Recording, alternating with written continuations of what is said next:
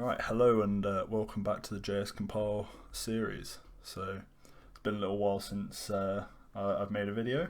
Oh my god, bro. Oh, hell no, man. What the fuck, man? Get your ass on, boy. Life got in the way of me writing my beautiful JavaScript compiler.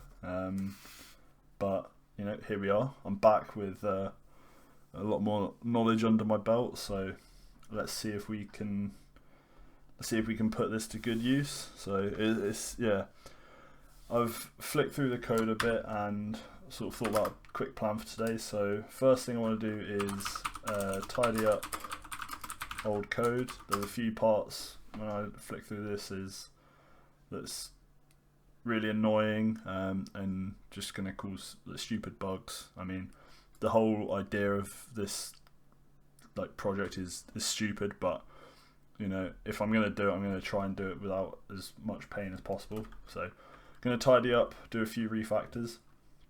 We're going to add a couple more operators, and we are going to add some more keywords, true, false.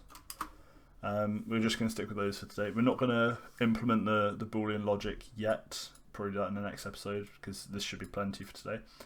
So let's crack on. I've already made a new branch. So this is the main function. So the first thing I want to do is these imports. These are the common JS imports. Can't stand these. I mean, they're just so they're really ugly to read, and you know, you don't get very good editor support, so we're going to change those to ES imports, which would be better.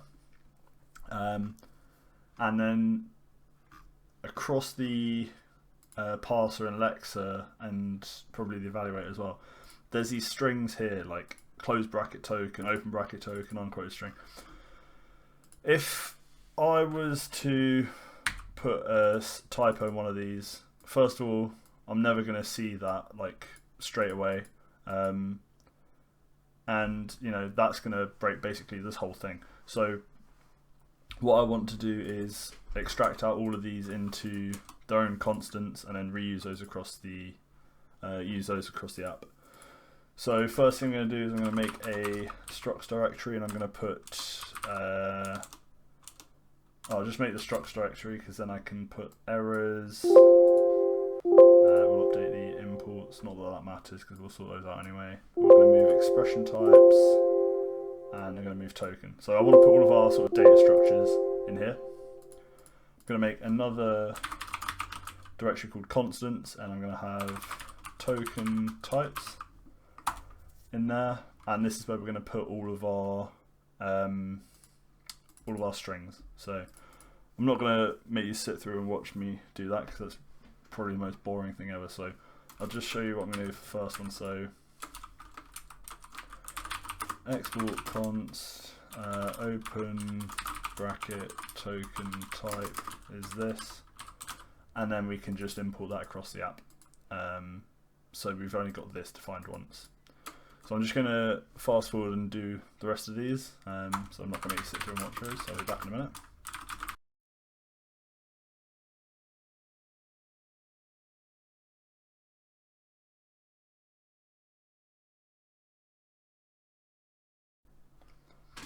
Okay, so that's all done. So I've just put them all in there, and we're using them across the different classes. So the other one I wanted to go over quickly was this. So this is in the lexer where we're looking for any let tokens. So let a equals 0 or whatever. We want to put this into our constants as well, so we'll do a keyword values.js file let keyword value, and we'll just do let I forgot the const, and then if I go back here I can do let keyword value, and then we got the type and the value accessible at any time. So that's the first thing. The next thing was the imports. So I just noticed that we don't have a package.json, so I'm going to run npm init. So this will create package.json. The reason we need this, I don't know why we didn't create one to begin with, but whenever we want to use the ES imports, we need to declare the application as a module in Node, so it knows how to import properly. Package name is fine, version is fine, description don't care. Entry point is main.js. Test command is node --test. Don't care about git repository. Don't care. Don't care. Don't care. Yes. Yeah, this looks fine. So what we need to do here is add, I believe it's type and a module. So now if we wanted to use these imports, we need to do import compiler from compiler like this. And I think I'm going to need to add JS because this is just plain JavaScript. So if I go to compiler now, we can also just do export class like this. We don't need this horrible syntax at the bottom. So this import should work absolutely fine. Now I'll go through all of these. I'm not going to make you sit through all of these imports because it's really boring, but you know, it's got to be done. It makes it a lot more developer friendly. So we'll be back in a minute.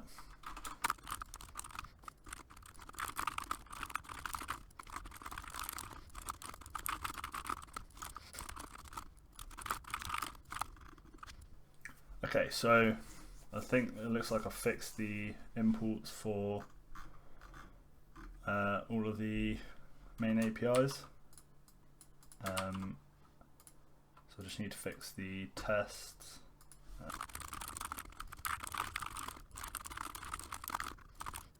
Nice. Okay.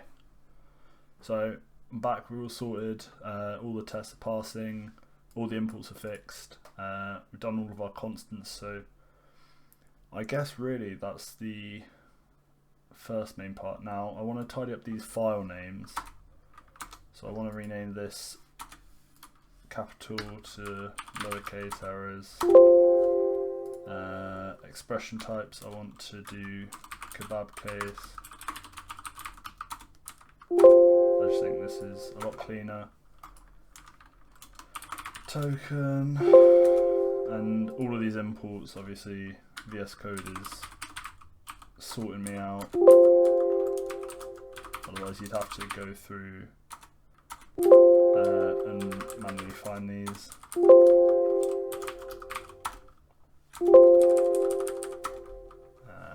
Rename the test as well.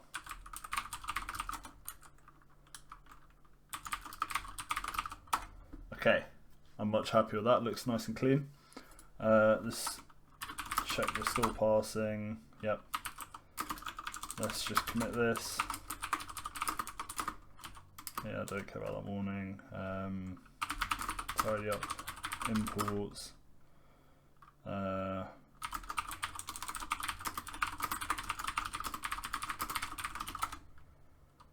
Right, happy with that. So, first thing we need to do is add the extra tokens, operator, sorry. So the way we do that now is we have our constants. So the two operators I want to add are modulo and power. So modulo is, you know, divides a number and returns the remainder, and the power does whatever number base to the power of whatever. So one of the goals with this project was to be able to write a script in this language, this programming language we made, and I wanted to be able to compute prime numbers basically. So the easiest way to do that is using modulo. So we're going to implement that real quick. So first we can do export const modulo token type, modulo token, and export const power token type, power token. And to get started we need to add them into here. I'm going to remove that to do for now. We're not worried about decimals. So we need to add a regex for modulo. Modulo is the percent symbol, or I think it's called ampersand as well if you're American. And it is, oh, that's not right. I'm used to a Mac keyboard, so it's coming back to a Windows key was a bit funny. So modulo is the percent sign, so like that. Sorry, I zoomed out. This is a bit better. And the power, well, typically for power you do star star. So you do 10 star star 2 would be 10 squared. But in my language, we're going to use this. Is that caret, or I can't remember the name of this symbol, but it's the one where it's like pointing upwards. And usually this is a bitwise operator. I think this is XOR, I can't remember. But in this language, we're going to use this. So just got to be a little bit different. And this is the power token type, and regex is basically the same as all the other ones, except we're looking for him. And I need a comma as well. So I'm just want to separate these out. These are operators, and these are strings. And then numbers. And that's fine. I just wanted to make those a bit more clear, so we keep all of our operators together, numbers in there, and then string stuff down there. We shouldn't have to change anything in here. This should just recognize our new token now. However, the parser is probably going to crap itself when it sees this, because it doesn't know a priority. So let's have a think. I think the power token is always highest priority because bid mass is brackets and then indices, so power is an indice, and then division, multiplication, addition, subtraction. So we'll do return 3, and for the modulo is division, so I think it's going to be same priority as divide, so we'll do it there. That looks good. The rest of this code isn't I don't love, but you know, we'll sort it out another time. And then pass is all fine. So the last thing is evaluator, so we need to add it to the list of table of operations. So nice and easy, left, right, and that returns left modulo right, and then the same for the power, left, right, left, star, right,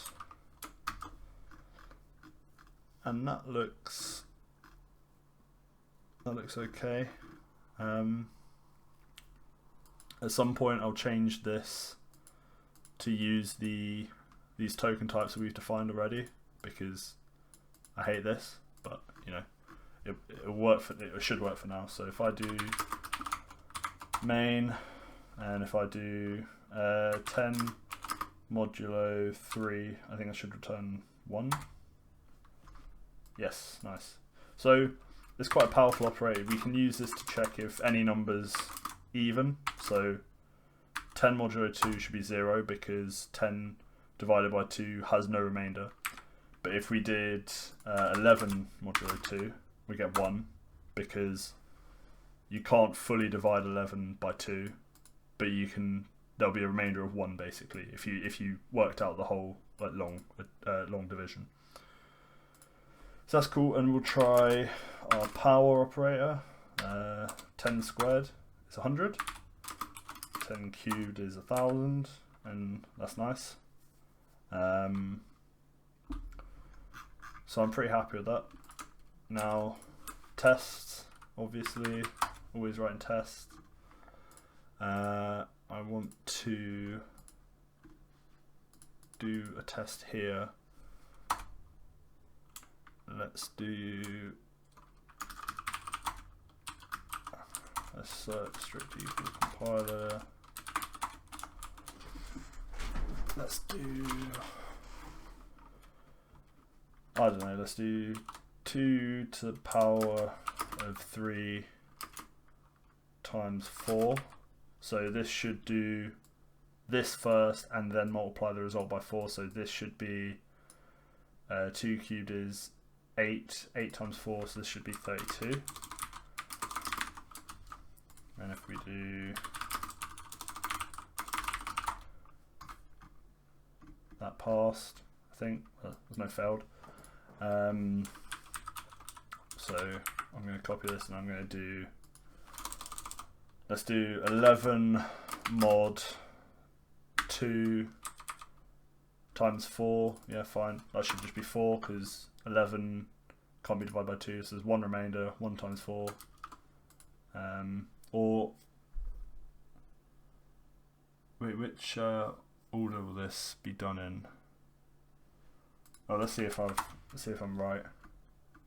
Yeah, okay. I was just thinking about my orders of operation, but that is right because it's gonna go left to right. Let's get a nice big mixed one with brackets. So we were getting compiler, compile, and we're going to do brackets 8 divided by 2 plus 5 squared minus 3 modulo 2. So 4 plus 25 is 29 minus 1, so this should be 28. And if we've done everything right, test suite's passing. That's really quick actually. I just got a new CPU, so this is really fast. Okay, happy with that. Let's commit and add power and modulo operators. And so the last thing I wanted to do in this episode was oh, I haven't saved something in here. Okay. Nothing. Okay, fine. The last thing was adding more keywords. So at the moment we're basically checking if it's an unquoted string. Basically at the moment in our language, an unquoted string can be either a keyword, in this case let, or it can be a variable. So we need to add like another case onto this basically, and that's what we're going to do. So else if is unquoted string type and value is equal to, so what we did a minute ago was we made the keyword values to basically let. So if I was to change this, I could change it to var instead, and then if I was to run the app, I'd have to use var a equals 10, and that'd still work. Let wouldn't work. Let a equals 10. So basically have it in here, tells the compiler exactly what grammar to expect. So for this we wanted to add true and false. Just do true lowercase, x will const, false keyword value, false. So if value is equal to true keyword, we need to push a new token, and it's going to be true. So the type we haven't created yet, so we can add that. Token types, true keyword type, true keyword. It seems like a lot of work now adding in all of these constants, but honestly this is going to make me produce so many less bugs like this. So we've got the types and the values, and now I need to, it's token type, true type, value, can't spell, and then we basically need this again, but for false,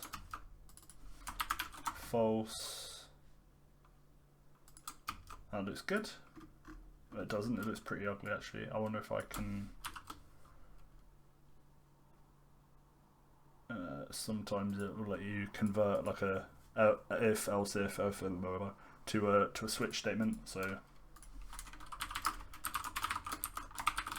change to switch statement.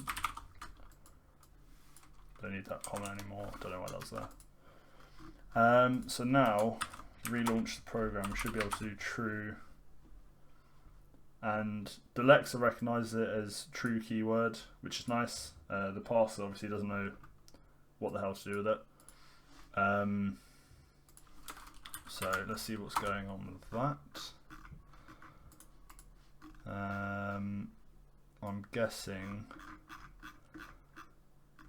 here it's going to try to either, basically at the moment all we can do in our language is create variables or do like binary expressions, so it's not really going to know what to do here.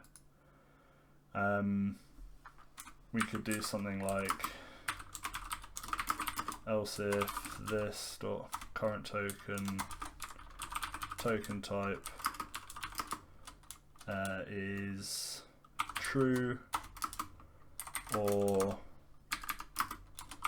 this current token type false, then we will just do what is this? This is returning one of these, so we'll need a expression type, actual class,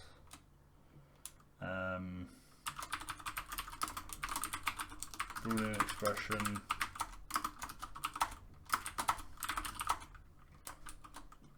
we'll just do,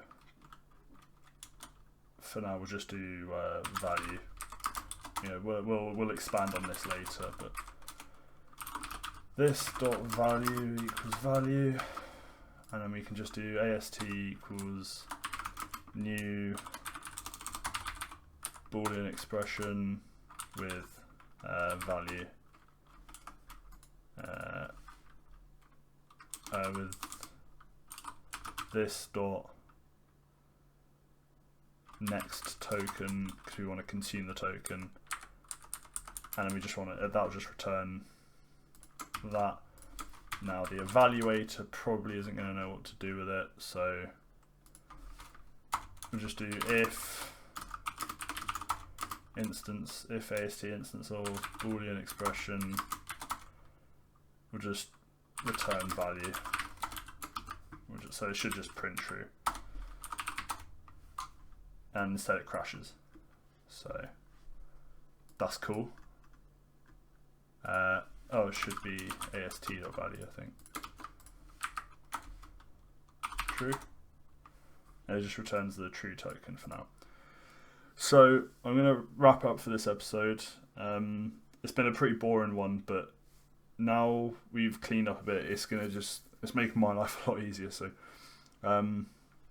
in the next one, I want to implement some Boolean logic. So we'll do some more statements. I'm going to tidy up the parser as well, because I mean, this works, what's going on so far, but it's a bit messy. I don't love jumping around through all these different functions. Ideally, here we'd have a massive switch case where different token types will come in and we'll route them accordingly to different functions. But for now, it works. So, and then we'll be one step closer to doing our little prime number calculation thing. So, thank you for watching. I promise the next episode won't be, what was it, 22 months ago? So, it's not going to happen again.